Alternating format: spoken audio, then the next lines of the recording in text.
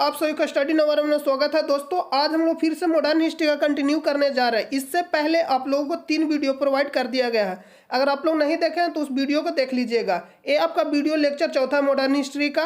तो चलिए दोस्तों, आज का पहला प्रश्न है, किस मुगल बादशाह का मूल नाम रोशन अख्तर था? तो इसमें बताना का जो मुगल बादशाह था उसका जो मूल नाम था रोशन अख्तर था। ऑप्शन ए में है मोहम्मद शाह रंगीला, ऑप्शन बी में है शाह आलम द्वितीय और ऑप्शन सी में है बहादुर शाह द्वितीय, ऑप्शन डी में इनमें से कोई नहीं। तो आपको बताना था किसका मूल नाम रोशन अख्तर था। तो आपको बता जो मोहम्मद शाह रंगीला था उसका जो मूल नाम था रोशन अख्तर था। जो इसका अगर कार्यकाल की बात करें तो इसका जो कार्यकाल हो जाएगा आपका 1719 से लेकर 1748 तक। अगर हम लोग इससे पहले बात करें जो था मतलब उसका हो जाएगा फ्रुक्सियर, जो 1700 आपका 13 से लेकर मतलब 1719 तक रहा था। 1713 से लेकर 1719 तक और 1719 से लेकर 1748 तक मोहम्मद शाह रंगीला का कार्यकाल रहता है। जो मोहम्मद शाह रंगीला का जो मूल नाम रहता है रोशन अख्तर था। अगर शाह आलम द्वितीय का हम लोग बात करें तो शाह आलम द्वितीय का जो मूल नाम रहता है अली गौहर था। इसका मूल नाम क्या रहता है? अली गौहर था। तो हम लोग चलिए मोहम्मद शाह रंगीला के बारे में कुछ मूल मतलब जो भी तथ्य उसके बारे में लोग जानते हैं। तो जो मोहम्मद शाह जो रंगीला था जो 1720 ईस्वी में जजिया कर को अंतिम रूप से समाप्त कर दिया। 1720 ईस्वी में जजिया कर को अंतिम रूप से क्या कर दिया? समाप्त कर दिया। इसी ने ही 1722 ईस्वी में सैयद बंदियों की हत्या करवा दी थी। सैयद बंधुओं की हत्या किसने करवा दिया था? तो मोहम्मद शाह रंगीला। आपसे प्रश्न पूछता है कि सैयद बंधुओं की हत्या किसने करवा दिया, तो आपका राइट आंसर हो जाए मोहम्मद शाह रंगीला। अगर बहादुर शाह द्वितीय की बात करें तो ये जो प्रसिद्ध एक शायर था, शायर होने के कारण इसे क्या कहा जाता है? जफर भी कहा जाता है। बहादुर शाह द्वितीय को बहादुर शाह जफर भी कहा जाता है। किस लिए? तो प्रसिद्ध शायर होने के कारण। ये अंतिम मुगल बादशाह था। एक क्या था? अंतिम मुगल बादशाह। जो इनका कार्यकाल था 1837 से लेकर 1858 ईस्वी तक था। जो 1857 के विद्रोह में विद्रोहियों को साथ देने के कारण अंग्रेज सरकार ने इसे गिरफ्तार कर रंगून निर्वासित कर दिया। कब कर दिया था? 1862 ईस्वी में, जहां इसकी क्या हो जाती है? मृत्यु हो जाती है। तो चलिए हम लोग नेक्स्ट प्रश्न पे चलते हैं। इसका राइट आंसर हो जाएगा option number a Mohammad Shah Rangeela. Mohammad Shah Rangeela. तो आपको ये भी पूछता कि किस बादशाह को रंगीला के नाम से जाना जाता है, तो आपका राइट आंसर हो जाएगा मोहम्मद शाह रंगीला। या मूल नाम पूछ जाएगा कि रोशन अख्तर किस बादशाह का नाम है, तो भी हो जाएगा मोहम्मद शाह रंगीला। तो चलिए हम लोग नेक्स्ट प्रश्न पे चलते हैं। अवध, हैदराबाद, भरतपुर, रुहेलखंड एवं फर्रुखाबाद किस मुगल शासक के समय में स्वतंत्र हुई? तो इसमें बताला तो जो ई हो गया आपका अवध हो गया। तो जो अवध से कौन था? शहादत खां। अवध से कौन था? शहादत खां। इसमें हो गया हैदराबाद, भरतपुर, रुहेलखंड, फर्रुखाबाद किस मुगल शासक के समय में स्वतंत्र हुआ था? तो वही ये भी आपका राइट आंसर क्या हो जाएगा? ऑप्शन नंबर बी, जो मोहम्मद शाह रंगीला था उसी के समय में जो अवध हो गया, हैदराबाद हो गया, आपका भरतपुर हो गया, रुहेलखंड एवं फर्रुखाबाद जो था इसका हो गया स्वतंत्र हो गया था। तो इसका राइट आंसर हो जाएगा ऑप्शन नंबर बी। जो इसका कार्यकाल कब से कब तक था? 1719 से लेकर 1748 तक। 1719 से लेकर 1748 तक। अगर हम फ्रुक्सियर के बारे में बात करें तो फ्रुक्सियर का आपका जो कार्यकाल हो जाएगा 1713 से लेकर 1719 तक। तो फ्रुक्सियर ने 1717 ईस्वी में शाही फरमान जारी करता है, मतलब तो जो जिसे क्या कहा जाता है? भारत का मैग्ना कार्टा भी मतलब इसे कहा जाता है। क्या कहा जाता है? मैग्ना कार्टा के नाम से भी जाना जाता है। किसको? जो फ्रुक्सियर रहता है जो एक शाही फरमान जारी करता है ईस्ट इंडिया को। कब करता है? 1717 ईस्वी में। तो इसे मैग्ना कार्टा के नाम से भी जाना जाता है। तो इसका हो जाएगा अगर हम लोग अहमद शाह की बात करें तो जो इसका कार्यकाल रहता है 1748 से लेकर 1754 तक। 1748 से लेकर 1754 तक। और शाह आलम अगर आप द्वितीय के देखिएगा तो शाह आलम द्वितीय का जो कार्यकाल हो जाएगा आपका 1759 से लेकर 1806 ईस्वी तक। 1806 ईस्वी तक। तो इसका राइट आंसर हो जाएगा option number b, Mohammad Shah Rangeela. चलिए हम लोग नेक्स्ट प्रश्न पे चलते हैं। भारत पर आक्रमण करने वाले किस ईरानी शासक को ईरान का नेपोलियन कहा जाता है? तो पूछ रहा है कि भारत पर आक्रमण करने वाले किस ईरानी शासक को ईरान का नेपोलियन कहा जाता है? तो ये आपका राइट आंसर हो जाएगा option number C, Nadir Shah. क्या हो जाएगा? नादिर शाह। जो नादिर शाह रहता है भारत पर आक्रमण कब करता है? जिस समय मोहम्मद शाह रंगीला का जो कार्यकाल हो जाएगा, जो मोहम्मद शाह रंगीला का कार्यकाल कब से कब तक था?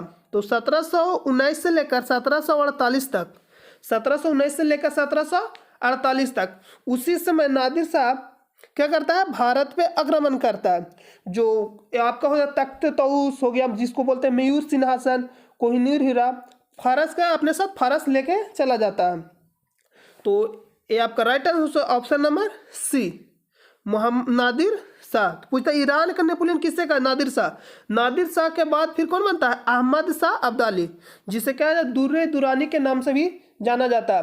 तो इसका अगर हम लोग बात करें, नादिर शाह की अगर बात करें तो 1739 मतलब 1739 ईस्वी में करनाल का युद्ध इसी के साथ होता है। किसके साथ? मोहम्मद शाह और नादिर शाह के बीच होता है, जिसमें मोहम्मद शाह को क्या कर देता? पराजित कर देता। कौन? नादिर शाह। तो इसका राइट आंसर हो जाएगा option number C, Nadir Shah. चलिए हम नेक्स्ट प्रश्न पे चलते हैं। अहमद शाह अब्दाली के प्रथम आक्रमण के समय मुगल सम्राट कौन था? इसमें पूछ रहा है अहमद शाह अब्दाली के प्रथम आक्रमण के समय मुगल सम्राट कौन था? तो जो अहमद शाह अब्दाली का जो प्रथम आक्रमण था 1748 ईस्वी में पंजाब पे किया था। जो प्रथम आक्रमण था वो 1748 ईस्वी में पंजाब पे करता है अपना। तो जो उस समय पूछ रहा है कि मुगल बादशाह कौन था, तो आपको अभी तुरंत बताया कि 1719 से लेकर 1748 तक कौन था? मोहम्मद शाह रंगीला। तो इसका right answer option number a, Mohammad Shah Rangeela. अगर अकबर द्वितीय की बात करें तो जो इसका कार्यकाल था आपको हो जाएगा 1806 से लेकर 1837 तक, 1806 से लेकर 1837 तक। साल हम द्वितीय की बात करें तो ये आपका हो जाएगा 1759 से लेकर 1806 ईस्वी तक। और आलमगीर, तो ये आपका आलमगीर हो जाएगा आपका 1700, मतलब ये जो रहता कौन? मोहम्मद शाह, सॉरी जो शाह आलम द्वितीय रहता कब से कब तक रहता? जो अभी हम आपको तुरंत बताए थे इसके पीछे। तो इसका जो कौन हो जाएगा? मोहम्मद शाह रंगीला। तो मोहम्मद शाह रंगीला के बाद कौन बनता है? अहमद शाह। तो अहमद शाह के जस्ट बाद कौन बनता है? आलमगीर द्वितीय। तो आलमगीर द्वितीय की हम लोग बात करें तो ये आपका हो जाएगा 1754 से लेकर 1759 तक, 1754 से लेकर 1759 तक, मतलब शाह आलम द्वितीय के पहले ये कौन रहता है बादशाह? सॉरी आलमगीर द्वितीय। शाह आलम द्वितीय के पहले जो आई रहता आलमगीर द्वितीय का ही मुगल सम्राट मतलब रहता है। कौन रहता है? आलमगीर द्वितीय। तो इसका राइट आंसर हो जाएगा option number a, Mohammad Shah Rangeela. इसमें पूछा कि अहमद शाह अब्दाली के प्रथम आक्रमण के समय मुगल सम्राट कौन था? तो मोहम्मद शाह रंगीला था, क्योंकि जो अहमद शाह अब्दाली था 1748 ईस्वी में अपना पहला आक्रमण पंजाब पे किया था। तो चलिए हम लोग नेक्स्ट प्रश्न पे चलते हैं। अहमद शाह अब्दाली ने भारत पर कुल 7 बार आक्रमण किए, जिनमें सर्वाधिक 3 बार आक्रमण किस मुगल शासक के समय में हुई? तो इसमें से बता रहा है ऑप्शन नंबर ए में मोहम्मद शाह प्रथम, ऑप्शन बी में है अहमद शाह, ऑप्शन सी में आलमगीर द्वितीय और ऑप्शन डी में शाह आलम द्वितीय। तो इसमें से आपको बताना है किसके समय में सर्वाधिक बार आक्रमण किया। तो इसका राइट आंसर हो जाएगा option number B, Ahmad Shah. Ahmad Shah के ही समय में सबसे अधिक बार आक्रमण करता है। कहीं कि इसमें 5 बार भी दिया गया, तो इसको आप एक बार चेक कर लीजिएगा। आप चेक करके हमें जरूर बताइएगा कि कितने बार आक्रमण करता है। तो कहेंगे किसी किताब में 5 बार भी दिया गया। तो इसका राइट आंसर हो जाएगा option number B, Ahmad Shah. तो जो हम लोग अहमद शाह के अगर कार्यकाल की बात करें तो ये आपका हो जाएगा 1748 से लेकर 54 तक, 1748 से लेकर 54 तक। अगर शाह आलम द्वितीय की बात करें तो इसका जो कार्यकाल था 1759 से लेकर 1806 तक, 1806 ईस्वी तक। मोहम्मद शाह प्रथम, तो वही मोहम्मद शाह रंगीला, तो इसका जो कार्यकाल कब से कब तक था? तो 1719 से लेकर 1700 कितना तक? 48 तक, 1719 से लेकर 1748 ईस्वी तक। आलमगीर द्वितीय, तो आलमगीर द्वितीय के बारे में बात करें तो शाह आलम द्वितीय के जस्ट पहले का एक कौन था? मुगल बादशाह था। तो जो इसका कार्यकाल हो जाएगा आपका 1754 से लेकर 1759 तक, 1754 से लेकर 1759 तक। तो इसका राइट आंसर हो जाएगा option number B, Ahmad Shah. Ahmad Shah. तो इसमें क्या पूछा, एक बार चेक कर लिए, अहमद शाह डाले, हाँ right answer option number B, Ahmad Shah. चलिए हम लोग नेक्स्ट प्रश्न पे चलते हैं। किस मुगल शासक का वास्तविक नाम अली गौहर था? आपको हम पिछले वाले प्रश्न में अभी बताया कि जो अली गौहर किसका मुगल नाम था? तो शाह आलम द्वितीय का ही अली गौहर मूल नाम था, जिसमें उसका किसका नाम पूछा था आपसे? रोशन अख्तर। मतलब पूछा था कि किस मुगल बादशाह का मूल नाम रोशन अख्तर था, तो जो उसका राइट आंसर हो जाएगा मोहम्मद शाह। लेकिन इसमें पूछा किस मुगल शासक का वास्तविक नाम अली गौहर थे, इसका राइट आंसर हो जाएगा option number D, Shah Alam द्वितीय, जो जिनका कार्यकाल कब से कब तक है? तो अभी तुरंत हम आपको जस्ट बताया कि जो आपका हो जाएगा 1759 से लेकर 1806 ईस्वी तक, किसका? शाह आलम द्वितीय के कार्यकाल। अगर आपसे बात करें मोहम्मद शाह प्रथम, तो जिसका कार्यकाल था 1719 से लेकर 1748 तक। अगर बहादुर शाह प्रथम के बारे में बात करें तो बहादुर शाह प्रथम का जो कार्यकाल था ये आपका 1707 से लेकर 1712 तक, 1707 से लेकर 1712 तक।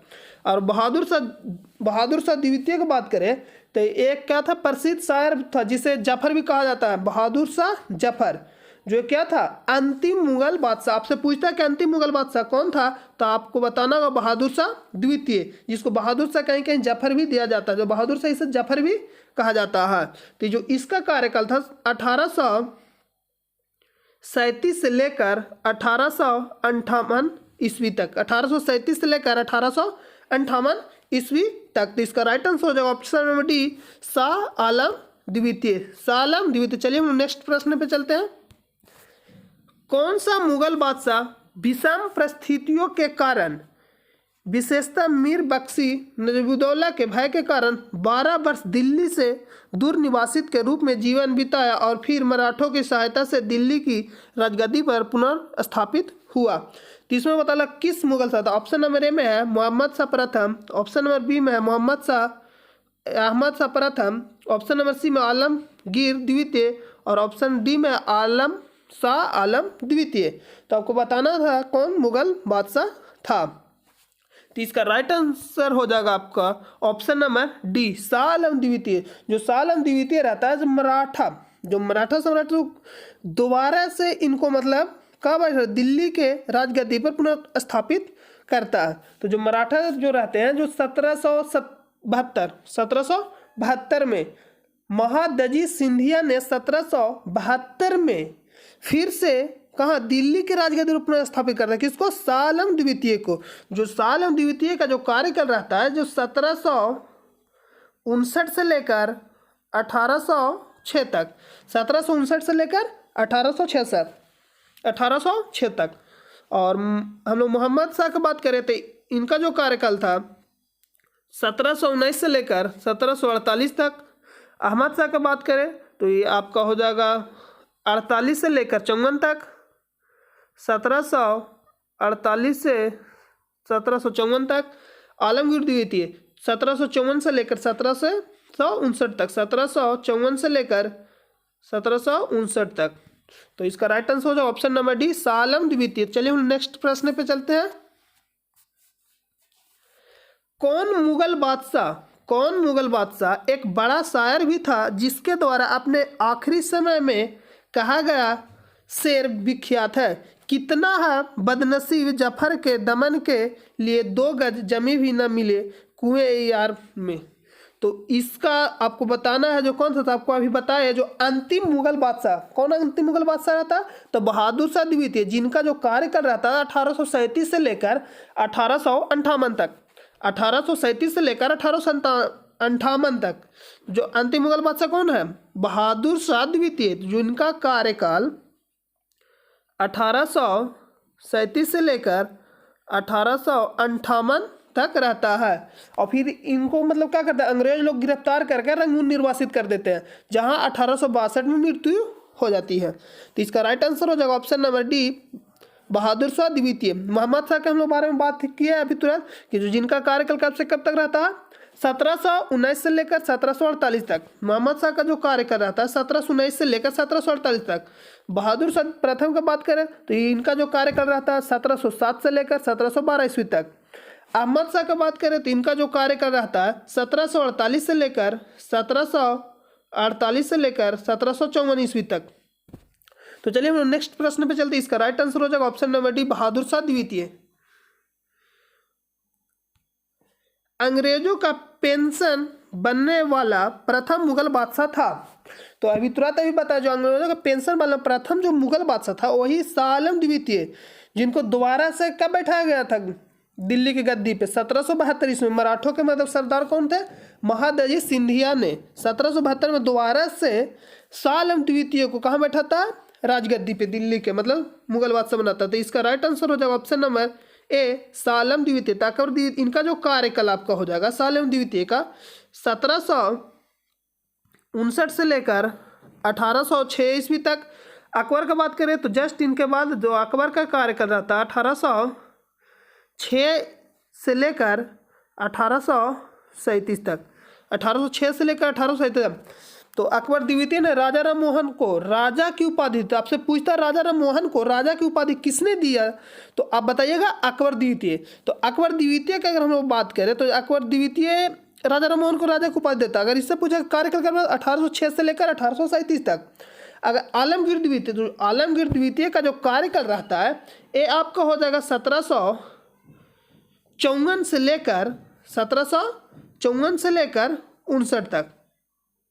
1754 से लेकर कब तक रह गया? 59 तक। तो आपसे पूछता 1757 के क्रांति के समय मुगल बादशाह कौन था? तो आपको हो जाएगा आलमगीर द्वितीय, आलमगीर द्वितीय। तो चलिए हम लोग नेक्स्ट प्रश्न पे चलते हैं। इसका राइट आंसर हो जाएगा ऑप्शन नंबर ए, शाह आलम द्वितीय। सुमिलित कीजिए सूची 1 राज और सूची 2 संस्थापक। तो इसमें से आपको सुमिलित करना है बंगाल 1713 ईस्वी, फर्रुखाबाद 1714 ईस्वी, मतलब इसका संस्थापक आपको बताना है। कर्नाटक 1720 ईस्वी, ताबत 1722 ईस्वी। तो जो बंगाल में कौन था? मुर्शीद कुली खां, जिसका पूरा नाम मुर्शीद कुली जाफर खां। तो मुर्शीद कुली खां ने ही बंगाल को कब स्थापित किया था? तो 1713 ईस्वी में। तो मुर्शीद कुली खां हो जाएगा 1 का, आपका 1 हो जाएगा। अगर हम फर्रुखाबाद की बात करें तो मोहम्मद खां, फर्रुखाबाद में कौन था? मोहम्मद खां। तो इसका बी के 2 हो जाएगा, आपका 1 के 1 हो जाएगा। बंगाल में कौन? मुर्शीद कुली खां। अगर फर्रुखाबाद की बात करें तो बी का 2 हो जाएगा, मोहम्मद खां। अगर हम लोग कर्नाटक की बात करें तो कर्नाटक में कौन था? शहादत उल्ला खां। एक शहादत खां अलग है, शहादत उल्ला खां अलग है। शहादत खां जो रहता है कहाँ से? अवध से। जो शहादत खां किसका स्थापना करता है? अवध का, 1722 ईस्वी में। जो आपका डी का 4 हो जाएगा, शहादत खां। देखिए शहादत खां, जिसका पूरा नाम मीर मोहम्मद अमीर शहादत खां। तो आपका सी का हो जाएगा 3 नंबर, शहादत उल्ला खां। तो हम लोग चलिए मिला लेते हैं। तो आपका हो जाएगा 1 के 1, मतलब 1 के 1, बी का 2, सी का 3 और डी का 4। तो इसका राइट आंसर हो जाएगा ऑप्शन नंबर ए। चलिए हम नेक्स्ट प्रश्न पे चलते हैं। सूची 1 को सूची 2 के साथ सुमिलित कीजिए। तो इसमें भी बताना है, राज और संस्थापक दे दिया गया है तो आपको बताना है। तो इसमें बताइए कि हैदराबाद, रुहेलखंड, भरतपुर, मैसूर। तो आपका भरतपुर से कौन था? तो भरतपुर से वही बदन सिंह। और आपको अवध से पूछा, अवध से शहादत खां। अगर बंगाल से पूछेगा तो मुर्शीद कुली खां। तो इसमें से आपको बताना हैदराबाद, रुहेलखंड, भरतपुर, मैसूर। तो जो हैदराबाद से था तो हैदराबाद से कौन था? मीर कमरुद्दीन। तो इसका जो मीर कमरुद्दीन, तो इसका 1 के 1 1 हो जाएगा आपका। रुहेलखंड से कौन था? अली मोहम्मद खां, तो अली मोहम्मद खां, बी का 2। और भरतपुर से कौन था? बदन खां। अगर आपसे पूछेगा अवध, अवध से कौन है? शहादत खां। अगर आपसे पूछ देगा बंगाल, तो बंगाल से मुर्शीद कुली खां। इसके पिछले वाले प्रश्न में मिला है। तो भरतपुर से कौन हो जाएगा? बदन सिंह। और भरतपुर और मथुरा से भी कौन रहता है? बदन सिंह रहता। और मैसूर हैदर अली। तो इसका राइट आंसर हो जाएगा ऑप्शन नंबर ए। तो चलिए हम लोग नेक्स्ट प्रश्न पे चलते हैं। किस राज्य के शासक नवाब वजीर कहलाते थे? तो किस राज्य के जो शासक थे नवाब वजीर कहलाते थे? तो ऑप्शन नंबर ए में अवध के नवाब, ऑप्शन नंबर बी में बंगाल के नवाब, ऑप्शन नंबर सी में कर्नाटक के नवाब, तो ऑप्शन नंबर डी में इनमें से कौन है? तो आपको बताना है किस राज्य के शासक नवाब वजीर कहलाते थे। तो इसका राइट आंसर हो जाएगा ऑप्शन नंबर ए, नवाब, अवध के नवाब। चलिए हम लोग नेक्स्ट प्रश्न पे चलते हैं। किस ग्रामीण जाटों को एक सैनिक शक्ति के रूप में संगठित किया? तो पूछ रहा किस ग्रामीण जाटों को एक सैनिक शक्ति के रूप में संगठित किया? ऑप्शन नंबर ए में दिया गोकुल्ला, ऑप्शन नंबर बी में दिया गया राजाराम, ऑप्शन नंबर सी में दिया गया चूड़ामन या चूड़ामणि, ऑप्शन नंबर डी में दिया गया है बदनसी। तो डी तो होगा नहीं। तो इसमें से आपको बताना है किस ग्रामीण जाटों को एक सैनिक शक्ति के रूप में संगठित किया। तो इसका राइट आंसर हो जाएगा ऑप्शन नंबर सी चूड़ामन, जिसको चूड़ामणि भी कहा जाता है। तो ऑप्शन नंबर सी। चलिए हम लोग नेक्स्ट प्रश्न पे चलते हैं। निम्नलिखित में से किसे जाटों का अफलातून एवं जाटों का आदरणीय एवं विद्वान व्यक्ति कहा जाता है? तो इसमें ऑप्शन नंबर ए में दिया गया चूड़ामन, ऑप्शन नंबर बी में बदनसी, ऑप्शन नंबर सी में सूरजमल और ऑप्शन नंबर डी में इनमें से कोई नहीं। तो आपको बताना है किसे कहा जाता है। तो इसका राइट आंसर हो जाएगा ऑप्शन नंबर सी सूरजमल। किसे जाटों का अफलातून कहा जाता था? तो सूरजमल को ही जाटों का अफलातून कहा जाता था। तो इसका राइट आंसर हो जाएगा ऑप्शन नंबर सी सूरजमल। चलिए हम नेक्स्ट प्रश्न पे चलते हैं। मुर्शीद कुली जाफर खां को बंगाल 1717 ईस्वी तथा उड़ीसा 1719 ईस्वी की सूबेदारी किस मुगल बादशाह से मिली? तो इसमें आपको बताना किस मुगल बादशाह से मिली। तो इसका जो 1717, तो हमको अभी बताया था तुरंत आपको, जो 1713 से लेकर 1719 तक कौन रहता? फर्रुखसियर। तो इसमें पूछा 1717 इसमें, तो जाहिर से है कि फर्रुखसियर ने ही दिया होगा, मुगल बादशाह से मिले हुए, तो मतलब सूबेदार दिया होगा। तो 1713 में जो फर्रुखसियर आता है एक का शाही फरमान जारी करता है। एक क्या जारी करता है? शाही फरमान, जिससे इंडिया के लिए मतलब व्यापारिक लाभ का क्या होता है? शाही फरमान जारी करता है, जिसे कंपनी का क्या कहा जाता है? मैग्ना कार्टा भी कहा जाता है, जिसे कंपनी का मैग्ना कार्टा भी कहा जाता है। जो 1717 ईस्वी में फर्रुखसियर ने क्या शाही फरमान जारी करता है, जिसे कंपनी का मैग्ना कार्टा भी कहा जाता है। तो इसका राइट आंसर हो जाएगा ऑप्शन नंबर सी फर्रुखसियर। बहादुर शाह प्रथम के बारे में आपको तुरंत बताया कि जो इकार रहता है 1707 से लेकर 1712 ईस्वी तक रहता है मुगल बादशाह। जहांदार शाह की बात करें तो ये एक वर्ष के लिए रहता है 1712 से लेकर 1713 ईस्वी तक। और मोहम्मद शाह के हम लोग बारे में बात करें तो ये इसका जो कार्यकाल था 1719 से लेकर 1748 तक। इसी के समय में कौन? नादिर शाह हमला करता है, जी जो 1739 के करनाल के युद्ध में नादिर शाह ने मोहम्मद शाह को क्या कर देता है? पराजित कर देता है। तो इसका राइट आंसर हो जाएगा ऑप्शन नंबर सी फर्रुखसियर। तो चलिए हम लोग नेक्स्ट प्रश्न में चलते हैं। किसने मुर्शिदाबाद की स्थापना की तथा उसे ढाका के स्थान पर बंगाल की राजधानी बनाई? तो मुर्शिदाबाद की स्थापना की तथा उसने ढाका स्थान पर बंगाल की राजधानी बनाई। तो जो वही नाम से ही पता चल रहा है, मुर्शीद कुली जाफर खां, शुजाउद्दीन, और सी में अलीवर्दी खां और डी में सिराजुद्दौला। तो नाम से ही पता चल रहा है मुर्शीद कुली खां। तो मुर्शीद कुली खां के बाद कौन रहता है? फिर अलीवर्दी खां बनता है, उसके बाद कौन बनता है? सिराजुद्दौला बंगाल की राजधानी, मतलब उसके बाद कौन बनता है? मुर्शीद कुली खां के बाद कौन बनता है वहाँ का जो रहता है बंगाल का नवाब? तो उसके बाद अलीवर्दी खां 1740 में, हाँ 1740 में अलीवर्दी खां, उसके बाद कौन? सिराजुद्दौला। तो इसका राइट आंसर हो जाएगा ऑप्शन नंबर ए मुर्शीद कुली जाफर खां। और शुजाउद्दौला की बात करें तो इसी के साथ जो 1764 की युद्ध होता है, किसके जो 1764 में जो युद्ध संयुक्त सेना रहता है उसके समय कौन? शुजाउद्दौला भी रहता है। और सिराजुद्दौला की बात करें तो जब 1757 का युद्ध होता है रॉबर्ट क्लाइव और सिराजुद्दौला के बीच में, क्या होता है? 1757 में पलासी नामक स्थान पे, जिसे पलासी का युद्ध भी कहा जाता है। ये पश्चिम बंगाल में पड़ता है। तो चलिए हम लोग नेक्स्ट प्रश्न पे चलते हैं। इसका राइट आंसर हो जाएगा ऑप्शन नंबर ए मुर्शीद कुली खां। बंगाल के शासक मुर्शीद कुली जाफर खां एवं अंग्रेजी ईस्ट इंडिया कंपनी के बीच विवाद का सर्वप्रमुख कारण था। तो वही था जो मुगल बादशाह कौन? फर्रुखसियर जो रहता है द्वारा 1717 में जारी फरमान की मुर्शीद अली जाफर खां ब्रिटिश कंपनी द्वारा अलग अलग व्याख्या। तो जो रहता है इसमें से आपको बताएं, जो वही जो शाही फरमान जारी करता कौन करता? फर्रुखसियर। तो उसी को जो मतलब दूर एक तरह से का दुरुपयोग मतलब हम लोग, तो मुगल बादशाह फर्रुखसियर द्वारा 1717 में जारी फरमान की मुर्शीद अली जाफर खां एवं ब्रिटिश कंपनी द्वारा अलग अलग व्याख्या। तो इसमें पूछा विवाद का प्रमुख कारण था, तो इसका तो राइट आंसर हो जाएगा ऑप्शन नंबर ए। अगर हम नेक्स्ट ऑप्शन की बात करेंगे तो मुर्शीद कुली जाफर खां पर हमला, कलकत्ता किलेबंदी, तो इनमें से कोई नहीं। तो अगर इसका जो राइट आंसर हो जाएगा वो ऑप्शन नंबर ए आपका हो जाएगा। तो चलिए हम नेक्स्ट प्रश्न पे चलते हैं। किस मुगल बादशाह ने 1733 ईस्वी में बिहार के सूबेदारी बंगाल के नवाब सुजाउद्दीन को प्रदान की? तो इसमें से आपको बताना किस मुगल बादशाह ने 1733 ईस्वी में बिहार की सूबेदारी बंगाल के नवाब सुजाउद्दीन को प्रदान की? इसमें ऑप्शन नंबर ए में बहादुर शाह प्रथम, ऑप्शन नंबर बी में है फर्रुखसियर, ऑप्शन नंबर सी में है मोहम्मद शाह रंगीला, ऑप्शन नंबर डी में अहमद शाह। तो इसमें 1733 पूछ रहा है, तो जो मोहम्मद शाह रंगीला का कार्यकाल कब से कब तक रहता? 1719 से लेकर 1748 तक। तो 1719 से लेकर 1748 तक, तो पूछ रहा है कि 1733 में, तो जाहिर सा है कि मोहम्मद शाह रंगीला ही होता, ऑप्शन नंबर सी। अगर बहादुर शाह प्रथम का बात करें तो इसका जो कार्यकाल रहता है 1707 से लेकर 1712 ईस्वी तक। अगर फर्रुखसियर की बात करें तो 1713 से लेकर 1719 ईस्वी तक। इसी ने शाही फरमान जारी करता कंपनी, जो कंपनी का मैग्ना कार्टा भी कहा जाता है। अगर अहमद शाह बात करें तो इसका जो कार्यकाल रहता है 1748 से लेकर 1754 ईस्वी तक। तो इसका राइट आंसर हो जाएगा option number c, Mohammad Shah Rangeela. चलिए हम लोग नेक्स्ट प्रश्न पे चलते हैं।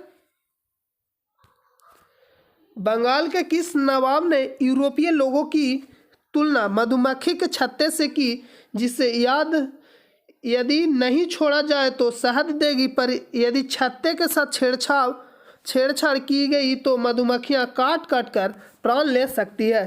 तो किसने कहा था? जो अलीवर्दी खां रहता है। कौन? अलीवर्दी खां, जो 1740 में कहा बंगाल का नवाब जो बनता है 1740। उसके बाद कौन बनता है? सिराजुद्दौला। तो जो अलीवर्दी खां रहता है, इसी ने क्या कहा था? जो ये बोला था मधुमक्खी के छत्ते से कि जिसे यदि न छोड़ा जाए तो शहद देगी, पर यदि छत्ते के साथ छेड़छाड़ की गई तो मधुमक्खियां काट काट कर प्राण ले सकती है। मतलब छत्ते के साथ अगर छेड़छाड़ की गई तो क्या होगा? मधुमक्खियां काट काट कर क्या प्राण ले सकती है। तो इसका right answer option number a, Alivardi Khan. और सिराजुद्दौला की बात करें तो सिराजुद्दौला का मतलब जो प्लासी का युद्ध होता है सिराजुद्दौला और रॉबर्ट क्लाइव के बीच ही होता है। मीर जाफर हो गया आपका मीर कासिम। तो जो मीर कासिम रहता है जो 1764 के युद्ध में रहता है, और मीर जाफर जो इसके समय जो कौन नवाब बनता है, ये जो हटता है फिर कौन बनता है? मीर कासिम। मीर कासिम को हटाकर फिर से किसे? मीर जाफर को बनाया जाता है। मीर कासिम ने ही मुर्शिदाबाद से राजधानी अपना मुंगेर ट्रांसफर कर लेता है। तो चलिए हम लोग नेक्स्ट प्रश्न में चलते हैं। इस प्रश्न का right answer option number a, option number a Alivardi Khan. तो चलिए नेक्स्ट प्रश्न पे चलते हैं। अंग्रेजों द्वारा कलकत्ता तथा फ्रांसीसियों द्वारा चंद्रनगर की किलेबंदी सुदृढ़ करने का विरोध करते बंगाल के किस नवाब ने कहा, तुम व्यापारी हो, तुम्हें किले का क्या करना है? मेरे संरक्षण में रहते हुए तुम्हें शत्रुओं का कोई भय नहीं है। तो इसमें पूछ रहा है कि ऑप्शन नंबर ए सुजाउद्दौला किसने कहा? ऑप्शन नंबर बी में सरफराज खां, ऑप्शन नंबर डी में Alivardi Khan, option number D में है सिराजुद्दौला। सिराजुद्दौला अलग है और सुजाउद्दौला अलग है। जो सुजाउद्दौला रहता है वो 1764 के युद्ध में रहता है, बक्सर के युद्ध में, और जो सिराजुद्दौला के साथ होता है वो प्लासी का लड़ाई होता है। कब? 1757 में रॉबर्ट क्लाइव और सिराजुद्दौला के बीच में। कहाँ? प्लासी नामक स्थान पे, जो आपका पश्चिम बंगाल में पड़ता है। तो जो 1757 में रॉबर्ट क्लाइव की जीत होती है, मतलब अंग्रेजों को जो प्रथम गवर्नर बनाया जाता है कहाँ? बंगाल के। किसको? रॉबर्ट क्लाइव को। तो इसमें पूछ रहा है किसने कहा? तो इसका right answer option number c Alivardi Khan ने ही कहा था। तो इसका right answer option number c Alivardi Khan. चलिए हम नेक्स्ट प्रश्न पे चलते हैं। बंगाल का वह नवाब कौन था जो जानता था कि वह अंग्रेजों को बंगाल की भूमि से निकाल बाहर कर सकता, किंतु ऐसी स्थिति में उसके ही शब्दों में समुद्र में आग लग जाएंगे? किसने कहा था? तो इसका भी राइट आंसर होगा ऑप्शन नंबर ए अलीवर्दी खां। अगर सिराजुद्दौला की बात करें तो इसके बारे में बात थी कि मीर जाफर हो गया आपका मीर कासिम जो मुर्शिदाबाद से राजधानी कहाँ? मुंगेर लेके जाता है जो। और फिर सिराजुद्दौला के बीच में कौन सा युद्ध होता है? प्लासी का युद्ध। का 1757 में किसके बीच? सिराजुद्दौला और रॉबर्ट क्लाइव के बीच, जिसमें सिराजुद्दौला की हार होती है, रॉबर्ट क्लाइव की जीत होती है। तो इसका राइट आंसर हो जाएगा option number a Alivardi Khan. चलिए हम लोग नेक्स्ट प्रश्न पे चलते हैं। बंगाल के किस नवाब ने अपने उत्तराधिकारी को यह सलाह दी, तीनों अंग्रेज, फ्रांसीसी एवं डच को एक साथ निर्बल करने का विचार मत करना, इन तीनों में अंग्रेज सबसे सशक्त है, पहले उसको अंत करना और अंत तुमको विशेष कष्ट नहीं देगी? यह किसने कहा? ऑप्शन नंबर ए में Alivardi Khan, option number B में सिराजुद्दौला, और ऑप्शन नंबर सी में Mir Jafar, option number D में है मीर कासिम। इसका भी राइट आंसर हो जाएगा ऑप्शन नंबर ए अलीवर्दी खां। इसका राइट आंसर क्या हो जाएगा? अली वर्दी खां। सिराजुद्दौला के बीच में प्लासी का युद्ध हुआ था और मीर जाफर को हटाकर मीर कासिम का बनाया जाता ना, और फिर से मीर कासिम को हटाकर जो अपनी राजधानी मुर्शिदाबाद से कहाँ मुंगेर कर लेता है। तो मुंगेर कहाँ पड़ता है? बिहार में। उसके बाद किसे बनाया जाता है? मीर जाफर को ही बनाया जाता है। इसका राइट आंसर हो जाएगा ऑप्शन नंबर ए अली वर्दी खां। चलिए हम लोग नेक्स्ट प्रश्न पर चलते हैं। बंगाल के नवाब अलीवर्दी खां का उत्तराधिकारी कौन हुआ? तो बंगाल के जो नवाब रहता है अलीवर्दी खां 1740 में कब बनता है? 1740 में बंगाल का नवाब बनता है। उसके बाद बहुत से रहा इसमें से बंगाल के नवाब अलीवर्दी खां का उत्तराधिकारी कौन हुआ? तो उत्तराधिकारी कहने का मतलब इसके बाद नवाब कौन बना? तो इसके बाद नवाब किसे बना जाता है? सिराजुद्दौला को। तो इसका राइट आंसर हो जाएगा ऑप्शन नंबर ए सिराजुद्दौला। चलिए हम नेक्स्ट प्रश्न पे चलते हैं। बंगाल के नवाब सिराजुद्दौला तथा ब्रिटिश कंपनी के बीच विवाद के कारण थे अंग्रेजों द्वारा कलकत्ते की किलीबंदी, अंग्रेजों द्वारा दस्त का दुरुपयोग, दस्त मतलब फ्री पास, भगोड़े कृष्ण बल्लभ को कोलकाता में अंग्रेजों द्वारा शरण देना। तो इसमें से आपको बताना है किसके बीच, मतलब ब्रिटिश कंपनी के बीच विवाद के कारण थे, मतलब सिराजुद्दौला तथा ब्रिटिश कंपनी के बीच के विवाद के कारण थे। तो इसमें आपसे बताना आपको केवल एक, केवल दो, सी में है एक और दो दोनों, और डी में है एक, दो और तीन। तो इसमें आपको बताना कि राइट आंसर इसका क्या होगा। तो इसका राइट आंसर हो जाएगा एक, दो और तीन। इसका right answer option number D, एक, दो और तीन। तो आज के लिए वीडियो को यहीं तो रोकते हैं। अगर आपको वीडियो अच्छा लगा हो तो वीडियो को शेयर करें, लाइक करें और चैनल को सब्सक्राइब करें। Thanks for watching the video.